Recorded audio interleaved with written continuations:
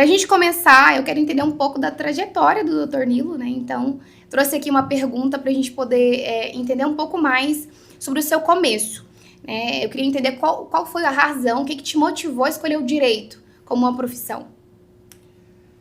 Assim, Isabela, eu sempre fui muito é, curioso pela legislação, né? Meus pais eram advogados, enfim, mas eu sempre quis entender como é que as coisas funcionavam, sabe?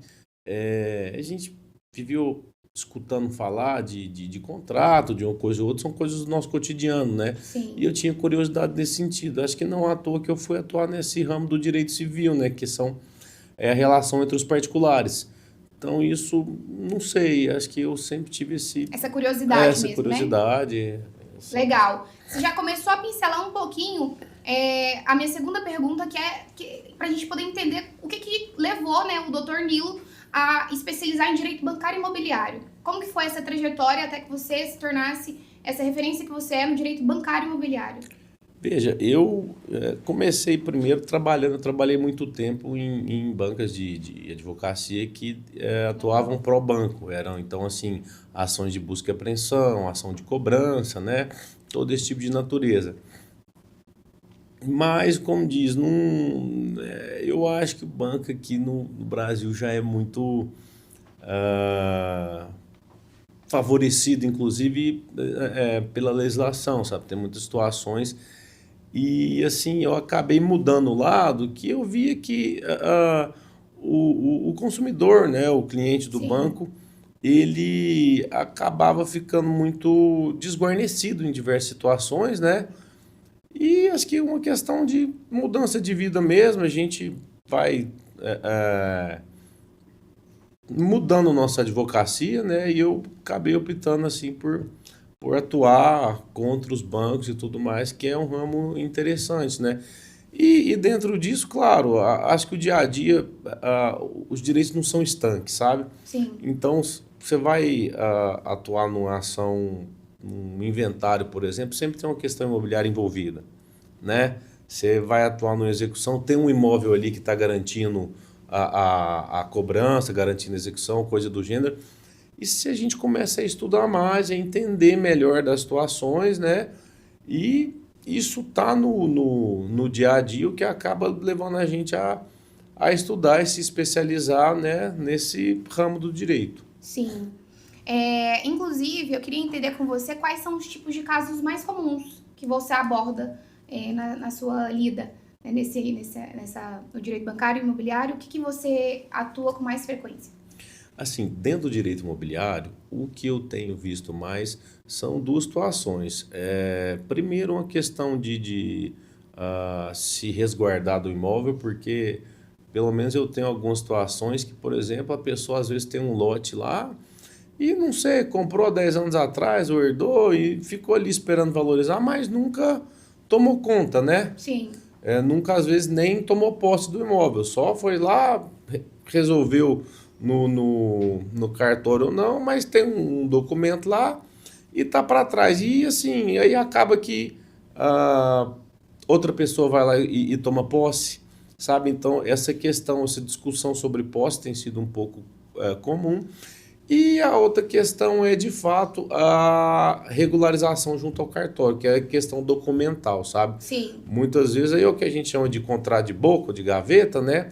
Compra e escreve só um papel entre particulares, não toma as providências todas necessárias para registrar, para se tornar de fato proprietário, porque você só se torna proprietário com registro em cartório, né? São situações ali, né? Você precisa de dois atos. O primeiro é a escritura pública, que você vai fazer num cartório de notas. Então você pega um contrato de compra e venda, lavra ali num cartório de notas e depois você averba isso no cartório de registro de imóveis. E acho que as pessoas, por diversos fatores, acabam não fazendo isso, Sim. sabe? Até só para dar um exemplo, eu estava conversando com uma cliente, ela divorciou, o imóvel era comum, ela não registrou, o apartamento ficou para ela, ela não passou só para o nome dela. Eu falei, olha, você tem que tomar cuidado, porque se tiver metade do nome do seu ex-cônjuge, pode acontecer dele ter um problema lá futuro, e esse imóvel vai acabar sendo, pode ser penhorado, alguma coisa do gênero, para garantir uma dívida que é só dele. Depois, para você provar que isso não é seu, imagina o tamanho, né, Vai ser da bem dor de difícil. cabeça. E você havia me perguntado também sobre direito bancário, né? Isso. O que eu tenho atuado mais no direito bancário é assim, é defesa contra execuções, sabe? E questão de juros abusivos. Então vamos lá. É meio comum hoje, infelizmente, acho que ainda tem um percentual muito grande da população que está inadimplente, né? Então tem dívidas e tudo mais.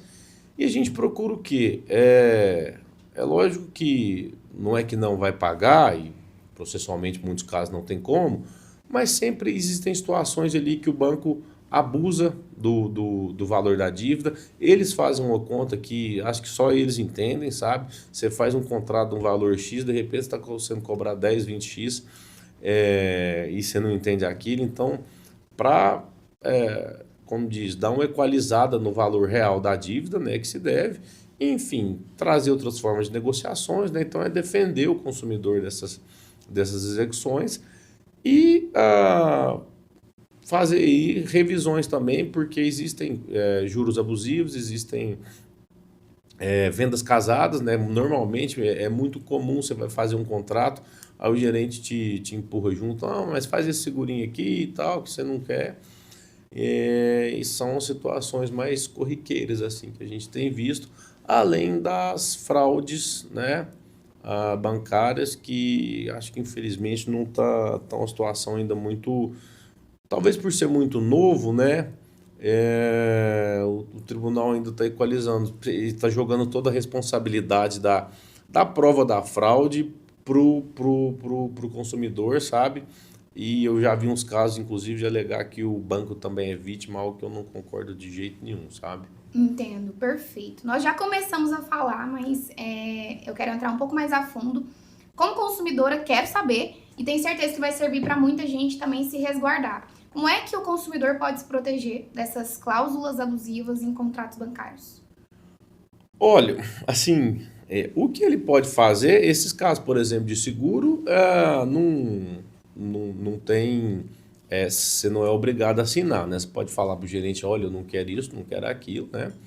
Agora, os contratos, querendo ou não, é o que a gente chama de contrato de adesão, né? Não é um contrato que, vamos supor, eu e você vamos negociar alguma coisa, a gente põe no contrato e a gente estabelece as cláusulas Sim, do nosso gosto. Contrato de adesão, não. Ali a instituição financeira tem um contrato padrão e a gente não consegue muito fugir disso, né? Acho que a melhor forma é primeiro estar muito atento àquilo que você está assinando, né? Saber a forma e depois verificar, por exemplo, se o valor que você contratou é aquilo mesmo que você recebeu e a prestação é aquela mesmo, né? Não tá com juros abusivos. Lógico que eu recomendo sempre verificar com um advogado de confiança sim, esse tipo de situação. Mas, assim, infelizmente, o que a gente tem visto é que acaba tendo que judicializar mesmo, sabe? Eu vou dar um exemplo aqui para questão de segurança. Um cliente meu fez uma renovação via telefone de um financiamento e ele tinha pelo telefone lá com o gerente falou que a cláusula, os juros, perdão, era, salvo engano, 2,5% ao mês. E ele viu que aquele valor estava, sim, na conta dele já tinha pago o negócio há muito tempo, ainda tinha parcelas futuras. A gente fez a conta lá, o valor dos juros que estava sendo cobrado era quase 7%, sabe? Então, ele ainda tinha parcelas para frente, eu entrei com a ação. Que nós fizemos? Provamos que no cálculo de 2,5% já havia sido quitado. sim. Inclusive, o banco teve que restituir duas parcelas futuras, né, que foram pagas a mais. Nesse caso, sim, ficou assim, o banco, o que a gente pediu? A gravação da conversa com o gerente. Sabia que tinha Perfeito. gravação e tudo mais, o banco não apresentou. Aí, por uma questão, eu te respondendo sobre a ótica do direito do consumidor, em tese, o ônus da prova é da instituição financeira, porque a gente é hipossuficiente, né? O cliente ele tem algumas garantias, ele tem garantia de sigilo, que todo mundo tem, né? Seu sigilo Sim, bancário. Tem garantia de ter uma conta sem uma conta gratuita, né? Sem taxa, essas coisas. Você não vai ter todo o serviço. Existe assim limite de transferência, limite de saque, mas você tem direito a ter uma conta gratuita, né? Então, existem determinadas garantias, sim, em prol dos consumidores, mas realmente, quando se trata aí de contratos junto a instituições financeiras, acaba que fica um pouco amarrado, né? Bacana, já tá anotado aqui, tá? Eu quero saber também como é que você enxerga a atuação dos bancos, tá? Em relação aos direitos dos consumidores. Como é que eles se posicionam, você que lida de frente com isso? Olha, assim, eu acho que todo cliente tem que ter uma relação boa com o gerente, uma transparência, sabe? É bom, às vezes, a gente é chato ir na agência e tudo mais, mas é bom esclarecer, pegar seu extrato bancário, ver tudo que está sendo cobrado na sua fatura, ver se condiz de fato com aquilo que você contratou, né? Mas, assim, eu acho que não se dá, talvez pelo excesso de demanda, esse corte de, né, pelo menos nos bancos tradicionais, assim, eu vou excluir um pouco os bancos digitais, porque ali é uma coisa mais rápida e é mais clara ali, você não tem aquela comunicação Sim. com o gerente, e eles também não costumam empurrar tanta coisa, me parece. Mas os bancos tradicionais, eu vou dar um exemplo aqui envolve um pouco essa questão da fraude do INSS, mas assim, tinha uma cliente que ela era aposentada, recebia a aposentadoria pelo Itaú, foi no Itaú diversas vezes pedindo para, né, para esclarecer isso, e o Itaú simplesmente se negou, sabe? Falou, não é a gente. E para mim, eles são tão responsáveis quanto o Sim. INSS, sabe? Então, assim, o banco, infelizmente, acho que eles têm uma tendência de não dar toda a atenção devida, sabe? É claro que, né, questão de tempo e tudo mais, mas a relação é que, acho que tentando te responder, o cliente costuma ter muitos problemas que você não consegue resolver de forma administrativa, sabe? Eu vou trazer um outro exemplo aqui, isso porque eu achei muito interessante. O Banco Central tem um manual de crédito rural, o tal do MCR. E olha que interessante, pelo MCR, todo alguns contratos de financiamento rural, eles são parcelas anuais que são pagas. São aqueles juros subsidiados de BNDES, Sim. ou BNDES ou FCO, enfim. E quando você tem algum tipo de problema que é caso fortuito, né? Enfim, por exemplo, deu um alagamento na região, teve uma seca forte, questões que estão alheias ali ao produtor, né? Você pode pedir a prorrogação dessa parcela. E o correto de se fazer, você faz um pedido administrativo, né? Você vai no banco. Eu já tive problema aí com o banco que fizemos o pedido, provou, no caso lá, tinha o caso era do Tocantins, tinha um alagamento muito explícito ali na região, inclusive com notícias, o Ministério Público havia entrado com a ação e a região havia pedido calamidade pública ali à prefeitura, e o Ministério Público havia tomado outras medidas ali para favorecer a população, né? Porque era um caso de enchente séria. Sim. Juntamos tudo aquilo, fizemos um pedido administrativo junto ao banco para pedir a prorrogação da parcela e o banco se negou, sabe?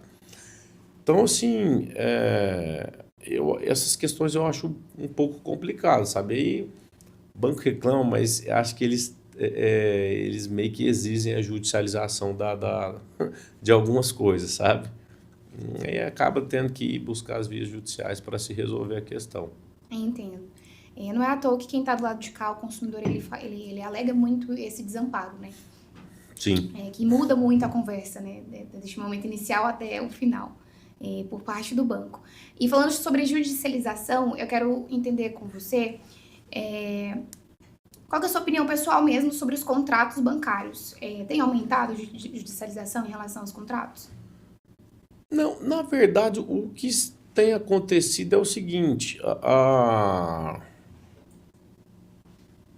tratando aí das duas pontas sobre digitalizar, sobre aumento de demanda, né? Isso. Em uma ponta, existe uma situação que dada a aumento da inadimplência, tem se aumentado o volume de, de ações de cobrança e execução por parte dos bancos, né? E na outra ponta, aí eu acho que não tem aumentado, na verdade se diminuiu muito, que é o lado do consumidor ajuizar contra banco. Eu acho que diminuiu um pouco no seguinte sentido: a legislação ficou mais rígida para você poder pleitear seus direitos em juízo. Eu não sei se vai lembrar, mas acho que até 15 anos atrás era febre a tal da revisional. O pessoal comprava o carro, pá, ajuizava a revisional ali, ganhava o liminar, acabava. Hoje a legislação está mais rígida, porque você não basta só alegar que é abusivo. Você tem que juntar lá uma perícia contábil que demonstra que realmente os juros, o valor da prestação está acima do pactuado, que se trata de juros abusivos, e aí você ainda tem que depositar em juízo a diferença. Vamos supor que a parcela do seu carro é 1.500. Você faz a conta lá, não, o correto de eu pagar é 1.200. Você entra com a revisional e tem que depositar todo mês os 1.200, entendeu? Então, assim, não basta só alegar mais, porque aí ficava aquela coisa também que era... Aí prejudicava os bancos também, vamos falar a verdade, né? O cara pagava... muitas empresas, inclusive, atuando nesse ramo. Exato. Aí, enfim, a legislação ficou mais rígida nesse sentido, que acabou, como diz, reduzindo um pouco o volume de demandas, né, nesse sentido. Perfeito. Me conta como é que as decisões do STJ e do STF têm influenciado os litígios bancários atualmente? Olha, eu vou dizer assim, o Supremo, vou até fazer um recorde aqui, é pouca coisa que chega no Supremo Tribunal Federal. Por quê? Por questão de estrutura, o STF ele trata de questões constitucionais. Então, assim, a legislação infraconstitucional, que vai tratar aí, né, da Código de Processo Civil, Código de Defesa do Consumidor, as legislações bancárias de modo geral, né, legislação do Banco Central e tudo mais, eles têm natureza infraconstitucional e dificilmente vai ter alguma coisa ali que você vai alegar constitucionalidade ou não. Então, o volume maior é via STJ, né, que é o que eles chamam de Tribunal Cidadão, que é o Superior Tribunal de Justiça. E isso tem influenciado no seguinte sentido: surgem algumas discussões muito fortes lá no STJ sobre, por exemplo, um caso aqui muito comum, que é a questão da notificação. Quando você faz um contrato bancário e fica inadimplente, antigamente a certeza era que a notificação tinha que ser pessoal. Não bastava receber no porteiro do seu prédio, ou terceiro receber, não era possível.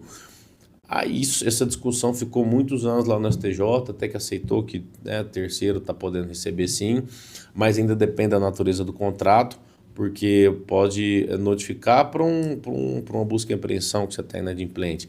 Agora, se for para uma ação, por exemplo, um leilão judicial do imóvel seu, aí eu entendo que ainda tem que ser pessoal, e o STJ ainda não pacificou sobre isso, sabe? Mas para acontecer o leilão, tem que ser uma notificação pessoal ali do devedor. Então, esse tipo de discussão vira e mexe e chega lá. Hoje, até estava tratando um caso aí bem recente, falando um pouco de execução, é o tema 1137, que é o quê? As medidas atípicas de execução. A pessoa é devedora e aí, sabe aquelas questões de bloquear cartão de crédito, Sim. caçar CNH, caçar passaporte, reter passaporte, CNH, né? Isso não está pacificado ainda no CNJ. Eu até estou, na verdade é uma execução minha. Eu pedi isso, o juiz não deu, eu entrei com recurso e o desembargador falou para esperar o julgamento do tema, sabe? Então, assim, chega muita coisa lá no STJ para, como diz, para resolver nossas questões aqui embaixo, sabe? Sim, bacana. Olha, eu acho que a gente conseguiu esclarecer muita coisa em relação ao direito bancário, muito útil, tá tudo anotado aqui no meu HD, e eu quero entrar com você um pouquinho no direito imobiliário. Eu quero também trazer aqui para o pessoal quais são os principais riscos jurídicos, tá, na compra e venda de imóveis, que é uma dúvida muito frequente. Acho que no começo, na abertura lá do programa, eu cheguei a entrar um pouquinho nisso, Sim. né? Mas assim, vou esclarecer por 2 pontos. O primeiro é o seguinte: do ponto de vista do comprador, ele tem que analisar bastante a saúde financeira do vendedor. Isso aí Legal. implica em quê? Pedir certidão trabalhista, certidão fiscal e certidão civil, para ver se a pessoa não está ali vendendo o imóvel para se desfazer de patrimônio e fraudar a execução. Porque existe uma ação que se chama ação pauliana, que você pode anular a venda lá na frente, se provar que foi fraude contra credores, entendeu? Então, assim, você tem que, tem que se resguardar, fazer aí a gente chama de due diligence, né? Que é essa pesquisa uma análise, né? De ações e verificar a saúde financeira, para ver se está tudo bem. Esse, para mim, é o primeiro passo. E o segundo é aquilo que a gente falou na abertura lá, é fazer um contrato bem feito e formal, porque assim, o direito bancário, ele exige uma formalidade, não é um contrato simples, né? Ele, como eu havia dito, precisa primeiro de fazer uma escritura pública num cartório de notas, pegar essa escritura pública e averbar no cartório de registro de imóveis. Essa formalidade, ela é importante para ela se de fato haver a transferência da propriedade, certo? Certo. A gente, é muito comum, esses loteamentos que tem assim, é muito comum as pessoas, às vezes, o que acontece? A pessoa compra e talvez ela nem terminou de pagar, porque aqueles boletos lá que às vezes você paga em 360 meses, né? A imobiliária, você faz o financiamento direto com a imobiliária e vai pagando. Aí o cara tem um documento, ele quer vender, ele quer sair de lá, faz só um contrato de compra e venda e passa para outro, passa para outro. Então, assim, aquilo te dá uma certa segurança, sim, você consegue, né, transferir a posse, né, para quem comprou entra, né, no imóvel, mas a propriedade só vai ter o registro da transferência de propriedade quando de fato ali terminal, vamos supor que as parcelas foram pagas, você precisa pegar um documento da imobiliária de quitação, ir lá ver no cartório de registro de imóveis o seu número de matrícula do seu imóvel e fazer aquela transferência, sabe? Então, essa segurança é importante para você saber que de fato tá no seu nome, né? Perfeito. Eu acho que foi muito esclarecedor aqui o passo a passo de como é que, né, deve ser feito. Agora, conta pra gente o que deve constar em um contrato bem elaborado. Assim, você tem que qualificar bem as partes, né? Ainda que seja só um comprador e um vendedor, precisa colocar o cônjuge se a pessoa for casada, precisa qualificar o comprador e a esposa, o vendedor e a esposa, ou a vendedora e o esposo, né? O valor do imóvel, o valor da negociação, né? E até fazer um parênteses com relação ao valor da negociação, muita gente costuma colocar o valor às vezes mais embaixo, por questão de imposto. Eu não recomendo. O ideal é você comprar no valor certo e tudo que você gastar no imóvel, vamos supor que eu comprei um imóvel por R$500 mil, gastei 300 mil na reforma. Pega nota de tudo, porque lá na frente, se você quiser vender por 1 milhão depois, você não vai pagar a diferença sobre de 500 para 1 milhão. Se você gastou os 300 mil de reforma, a diferença é só dos 200 mil, sabe? Então, esse ganho de capital aí, que esse imposto que é gerado, você consegue reduzir ele provando que você investiu no imóvel. Então, recapitulando, você tem que qualificar as partes, colocar os valores e discriminar bem o imóvel. O principal, a outra questão é essa, discriminar bem, colocar o número de matrícula, o lote, né, o que está edificado, o que tem, descrever ali, né, edificação, casa com 2 quartos, 3 quartos, sim, né, garagem, colocar tudo bem discriminado que contempla o imóvel. Essencialmente é isso, não é um bicho de 7 cabeças, não. Legal. Quais são os tipos de litígios mais comuns nesse ramo aí do setor imobiliário? O que você tem visto? De tudo. De tudo pouco, né? Olha, o que acontece? Tem um caso ali que eu falei no começo, a pessoa às vezes toma posse do imóvel que não é dela, né? Então tem ali o esbulho, você vai discutir uma posse, vai tirar um posseiro de lá. Tem discussão de propriedade mesmo, infelizmente existem alguns casos mais antigos ainda que não se sabia quem que era o dono e tudo mais. A ação de uso capião hoje, a legislação permite você fazer uso capião extrajudicial. Você não precisa mais de ação judicial. Bacana. Então, assim, vamos supor que a pessoa está... Imóvel urbano são 2 anos. A pessoa está lá, tem 2 anos no imóvel, ela chega e leva a documentação provando que ela está lá de posse mansa e pacífica há mais 2 anos, que não tem nada. O cartorário conversa com as vizinhanças, com os vizinhos, né? Fala, não, realmente ali é ela que mora, já tem tanto tempo. Você averba o documento e passa a ser proprietário, né? É uma matrícula nova, inclusive você não tem nem que pagar imposto para trás, IPTU não, a posse nova limpa tudo. Eu vou dar um exemplo aqui e eu vou te falar que isso eu nunca tinha visto, Isabela. Tem a tal da desapropriação, né? O Estado, seja a Prefeitura, a União ou o Estado mesmo, pode tomar o imóvel de um terceiro, né?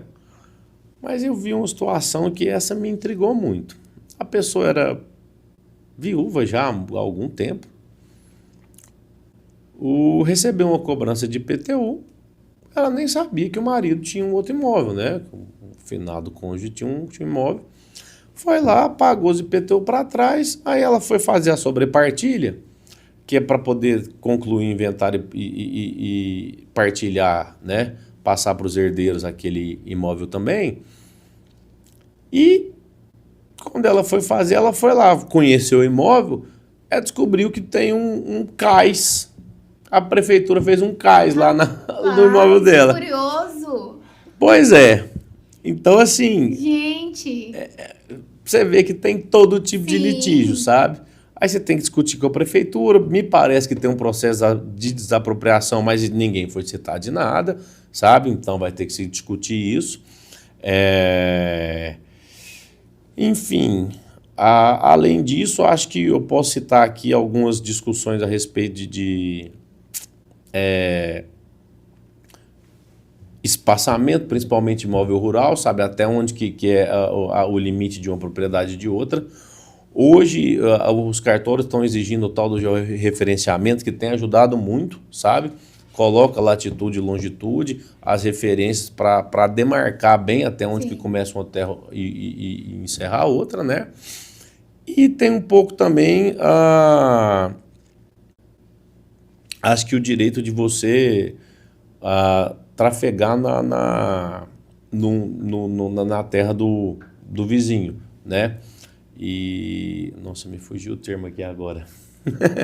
Mas acontece, também é comum de acontecer, a pessoa sempre teve ali um caminho que ela usava para chegar até a propriedade rural dela e, de repente, o dono da terra anterior acaba com aquilo, sabe? Não vou deixar mais passar aqui, não. A pessoa é obrigada a liberar, né, o espaço ali para continuar o tráfego até a fazenda vizinha, sabe? Então, acho que tem muita discussão tem aí. Tem muita coisa para ser tratada. Me conta aqui, é um problema frequente a regularização dos imóveis? Né? Quero saber qual que é a principal dificuldade assim, na regularização de imóveis. Olha, a questão de regularizar o imóvel tem duas situações.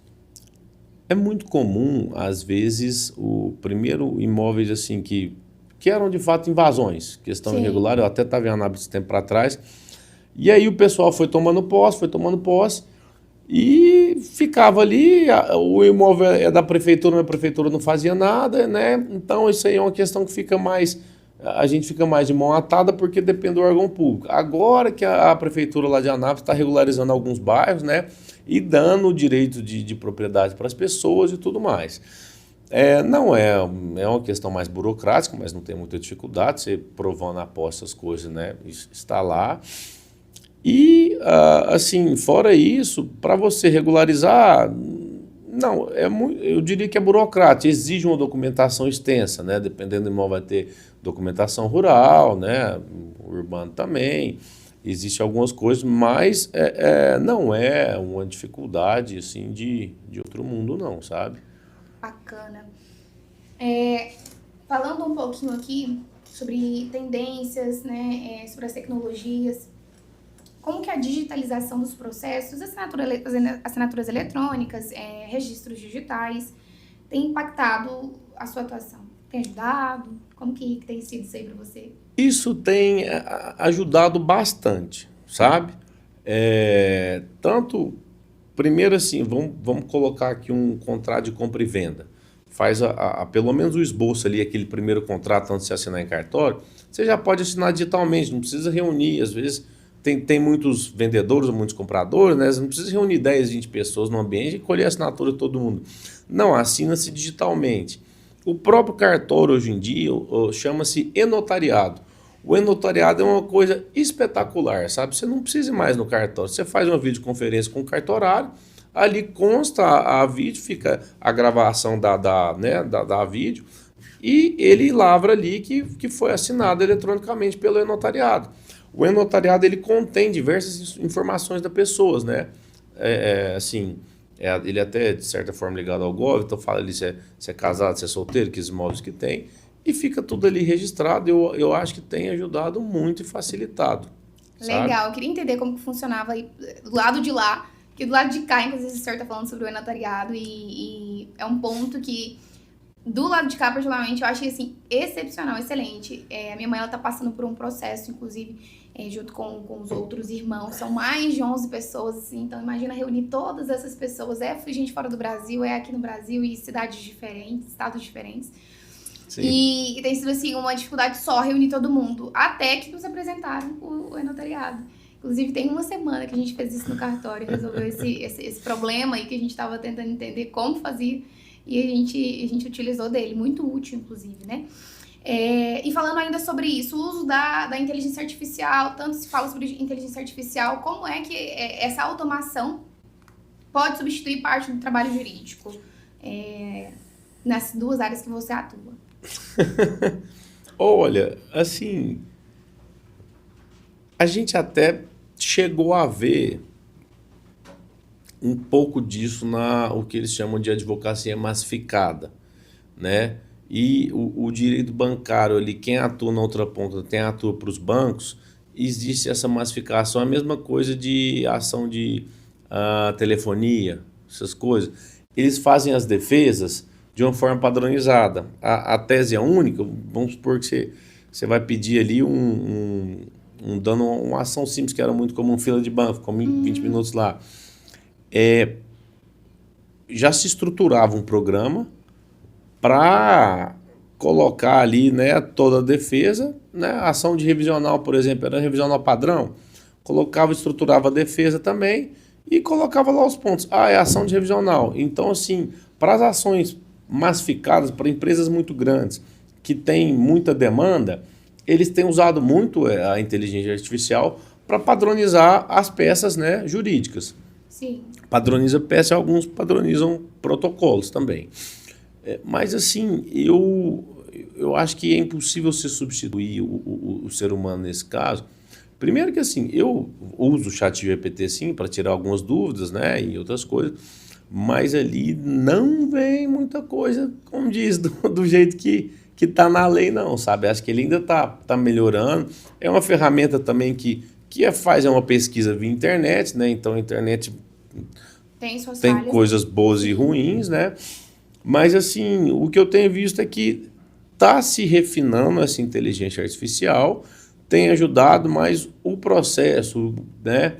E mesmo questões extrajudiciais, não? Um bom contrato, essas coisas todas, não vai substituir, porque todo cliente ele tem uma peculiaridade. Todo consumidor é uma peculiaridade.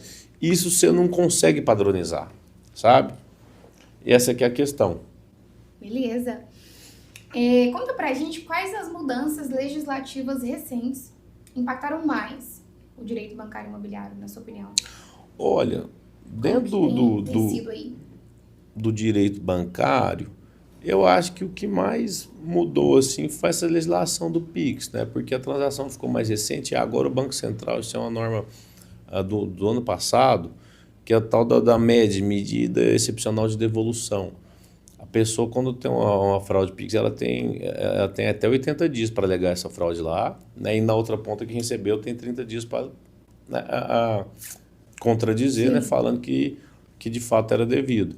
Mas assim, isso é uma coisa que mudou bastante e aí está tendo muita questão de fraude e tudo mais também. Mas a legislação tem buscado resguardar aí o consumidor, né, para ele poder provar que foi vítima de alguma coisa, enfim. E eu acho que no direito imobiliário é que teve mais mudança, assim, ah, na legislação. Primeiro que os cartórios agora fizeram o tal do SERP, né, que estão, o sistema eletrônico, que estão unificando todos os cartórios, centralizando. Tem isso que está vindo aí, que o pessoal está falando do Haddad, que é fazer esse CPF da matrícula do imóvel, né? Eu acho que é uma coisa importante para se resguardar a propriedade, inclusive. Agora, para mim, a mudança mais significativa foi o direito real de laje, que é uma alteração no Código Civil lá de 2017. Esse direito real de laje, o que ele faz? Ele legaliza o puxadinho.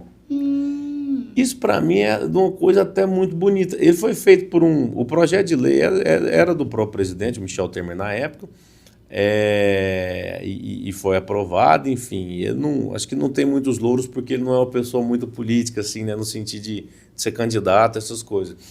Mas, para mim, é de uma beleza essa legislação, que você pensa assim, Isabela, às vezes a pessoa construiu uma casa, e aí ela fez mais um cantinho ali no fundo, ou acima, né?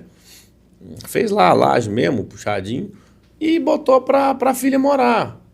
Aí, não sei, a filha casou, né? Tá lá com o genro, de repente a filha separa, e ela quer ir embora, o cara quer ficar lá. Ele não tinha propriedade daquilo. Ele não tinha, às vezes ele vendeu para um terceiro, o cara comprou só de boca, igual a gente está falando. O direito real de laje, não. Ele individualiza as matrículas. Você pode ir no cartório e falar, não, o térreo é meu, a sobreloja é de uma terceira pessoa, e individualizou as matrículas. Isso é de uma beleza. Você dá a propriedade para uma pessoa de um negócio que às vezes ela não tinha, e é dela. Sim. Agora. É lógico que tem um lado de interesse do Estado, que vai começar a taxar mais, né? Vai cobrar IPTU de todo mundo. Mas eu acho que essa foi a mudança mais significativa assim, que a gente teve, sabe? Além aí, questões mais práticas, o uso campeão extrajudicial, que eu já citei, né? E... Enfim, acho que são esses pontos aí mais centrais. Mais gritantes aí, né? E num modo aqui de orientar mesmo, né, quem assiste a gente, eu quero entender com você quais são os erros mais comuns, né, que a população ela comete ao fechar negócios imobiliários, né? Então, quais são os erros mais comuns? Como é que essas pessoas podem, entendendo aí os erros, não cometê-los mais, né? Olha, eu acho que assim, quando você vai comprar um imóvel, você tem que pegar uma certidão de matrícula atualizada, de pelo menos 30 dias, sabe? Para ver como que está essa certidão. A matrícula, ela vai constar ali tudo que está inerente ao imóvel. Se tem alguma penhora, se a pessoa é de fato compradora, sabe? Se tem alguma dívida fiscal, se tem alguma indisponibilidade. Então, isso tudo fica na matrícula do imóvel. A matrícula estando limpinha, que é o que a gente chama certidão de ônus do imóvel, né? Não tem nenhum tipo de ônus sobre o imóvel, já é o primeiro passo. É isso que tem que ser verificado. Em seguida, o que deve ser feito? Você faz um contrato bem feito, descrevendo exatamente como vai ser feito o pagamento, né? E saber que está comprando a pessoa correta e que a pessoa não está ali, como a gente já disse, buscando fraudar a execução.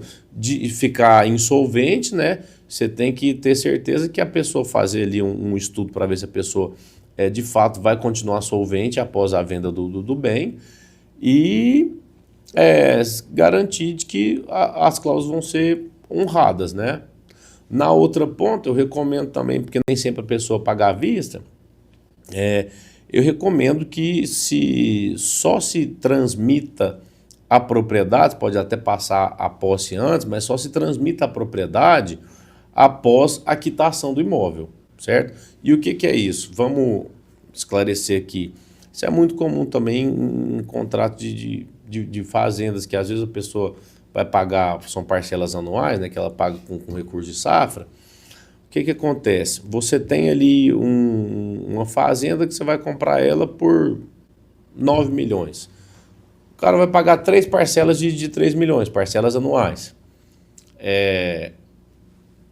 Como eu disse, são dois cartórios. Você vai no cartório de notas e lavra a escritura.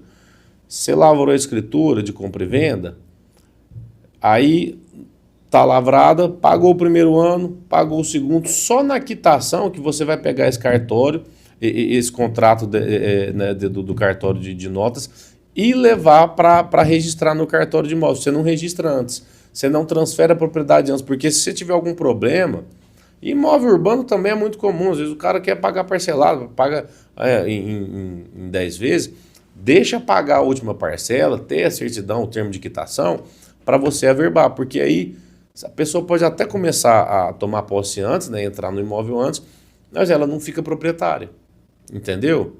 Eu acho que isso dá uma segurança a mais para quem está vendendo, para a pessoa não pagar 2, 3 parcelas, tomar posse e ficar proprietária e depois você ter que executar ela, enfim, você não sabe se a pessoa vai conseguir te pagar.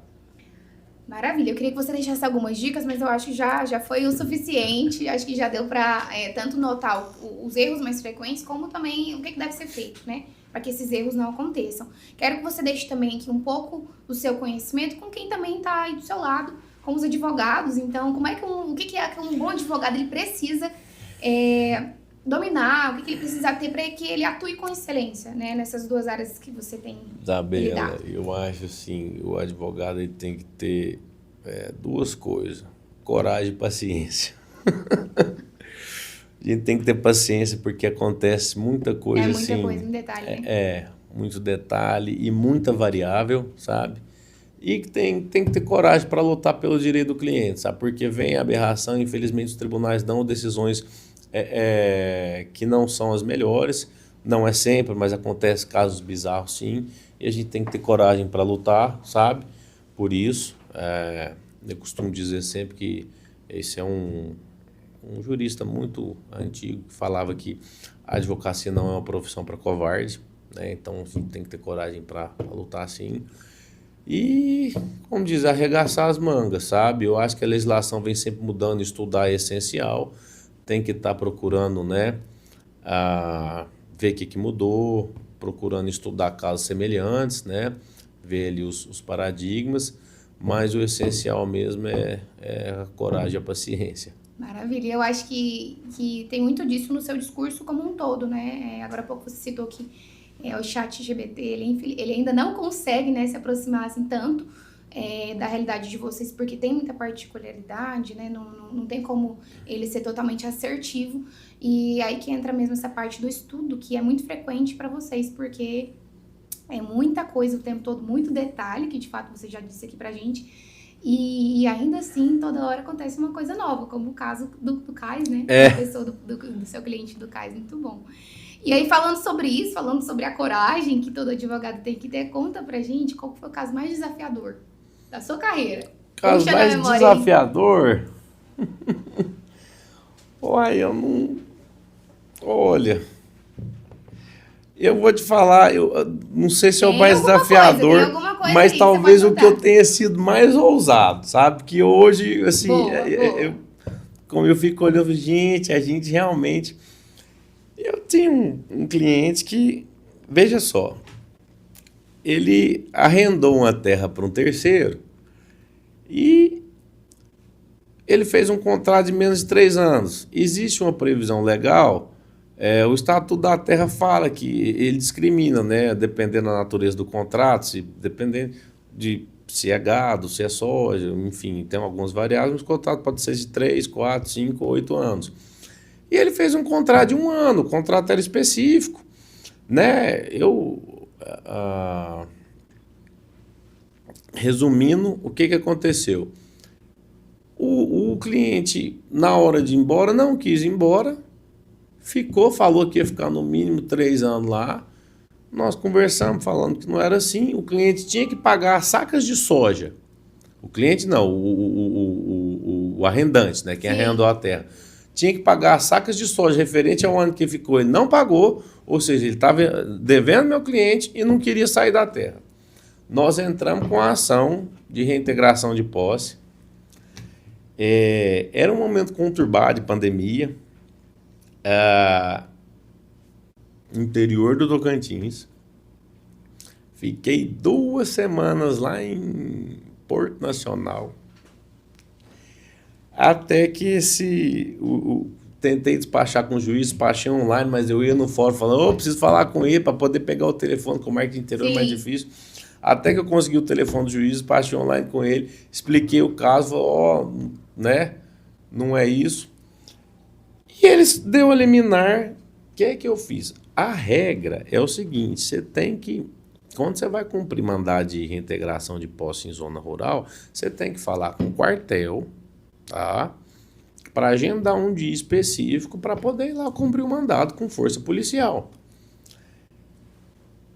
Só que assim, nesse caso eu tava com o saco cheio de estar 2 semanas lá. Eu liguei pro oficial de justiça e falei, vamos sábado lá cumprir esse mandado?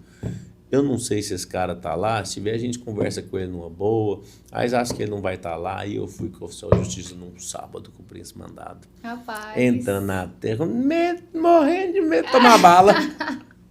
E cheguei lá, o cara não tava. Falei, coisa boa, ele não tá. Aí, bom, lavrou, né? O áudio de reintegração, pegamos a posse de volta e acabou. Eu falei pro meu cliente, você põe seus peão pra ficar aqui de volta, você já tá com a posse. Se der problema, esse cara eu acho que ele não vai voltar, mas se der problema, você liga pra polícia e resolveu, sabe? Rapaz. Mas eu acho que foi, sim, você entrar sem força policial numa terra no interior do coragem, pra cumprir o mandado. Coragem, ousadia, até tá doido. Você tá falando aqui pra gente sobre esse caso, né, que foi assim, mais marcante no sentido de ser desafiador. E eu queria que você deixasse também pra gente o que é que te realiza. Você falou assim, eu saio de casa, o que te faz seguir mesmo, né? Mesmo diante de tantos desafios que aqui a gente tá citando um caso, mas eu sei que existem vários, né? Diariamente eu acredito que você enfrente essa realidade. E o que faz que o Nilos continue a sair de casa e se sentir realizado, assim, sabe? Olha, Isabela, é lógico que, assim, a gente trabalha, quer receber claro. Mesmo, né? O dinheiro é importante, mas eu vou te contar uma coisa. Eu fui num casamento de um cliente meu, e aí a esposa dele me chamou ao casamento lá em São Miguel dos Milagres, estava a turma toda, ela falou assim, Nilo, eu queria te agradecer, porque esse casamento só está acontecendo por conta sua. Que ele passou por problemas muito sérios na pandemia e graças a Deus a gente conseguiu resolver tudo, sabe? Então, assim... Essa é das coisas que não tem preço, né? Isso é uma das coisas que acho que cativa a gente mesmo, sabe? Dar, como diz, a gente vê que nosso trabalho não é só, enfim, faz diferença na vida dos outros, sabe? E isso, não sei, isso me marcou. Acho que tem uns 2, 3 anos que eles casaram, sabe? Eu fico com isso na cabeça, é realizador mesmo, eu acho. Entendo. Maravilha, doutor. É isso. Assim, acho que como um todo, tudo que você citou aqui é muito útil. Para que, querendo ou não, muita gente é leiga das informações, né? Não sabem os seus próprios direitos. Então, assim, é um papo que eu tenho certeza que vai agregar muito para quem te escuta, tá? Tanto para quem atua aí do seu lado, como para quem tá do lado de cá também, que é consumidor. Então, eu quero te agradecer pela sua participação, pelas contribuições que foram valiosas demais. E finalizando, partindo aqui para esse encerramento, eu queria que você deixasse uma mensagem, né, para o seu público, para quem está aqui, para quem vai ouvir. O que você se deixa aí de mensagem? Olha, a mensagem que eu posso deixar é que, assim, fazendo a coisa certa, mais cedo ou mais tarde tudo se resolve, sabe? Eu acho que isso é o principal, entendeu? A gente passa por dissabor, passa por outras coisas, mas fazendo o que é certo, as coisas se resolvem, sabe? E Fora isso, eu acho que é imprescindível, assim, também consultar um advogado para o que você for fazer. É mais barato você contratar um advogado para fazer um contrato bem feito, mas do que contratar um para judicializar uma ação depois, sabe? Então, assim, E evita um desgaste muito grande, evita um né, desgaste muito grande. Então, você fazendo a coisa certa e como diz, bem orientado é o essencial para as coisas caminharem bem, sabe? Eu concordo muito, vou muito nessa linha aí também. Eu, inclusive, tem um quadro lá em casa, assim, um quadro que bem grande, assim, tem um rapazinho com o pneu da bicicleta dele, murcho, e o quadro fala que é basicamente isso, perceba o erro, né, você estará milhas à frente, é isso, se antecipar, né, e garantir que você está entrando em algo certo, né, então a gente deseja muito sucesso e que mais pessoas possam te ouvir. É uma contribuição muito útil. Obrigada, sucesso Obrigado. nessa trajetória. Agradeço muito, viu? Agradeço o convite, agradeço as palavras. E é isso, tu fica à disposição também para voltar aqui. Com certeza. É coisa demais pra gente aprender, vai usar. Tá bom.